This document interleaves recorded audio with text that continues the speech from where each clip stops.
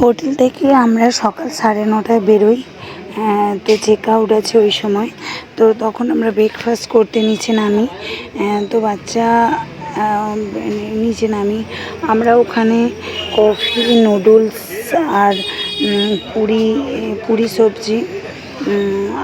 পুরি সবজি আর জুস এগুলোই অর্ডার করেছিলাম। তো সকালে এই টাইপের হালকা খাবার ঠিকই আছে। তো অর্ডার করছি, দেখো কিছুতেই আমার মেয়ে খাওয়াতে মন বসাতে পারছে না, আমাদের বাড়ির কেউই মন বসাতে পারছে না। তো মা তো উঠে চলেই গেল। কারণটা হচ্ছে একটা ছোট্ট মুসলিম বাচ্চা অনেকখান থেকে কাঁদছে। তো আমি ভিডিওটা করছি, আমিও নাহলে উঠে চলে যেতাম।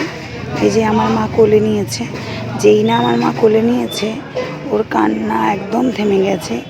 আর ও খুব খুশি হয়েছে, আমাদের সঙ্গে থাকতে চাইছে। আর প্রচণ্ড মিস করছি, বাড়ি চলে এসেছি ওইটুকু সময়ের জন্য।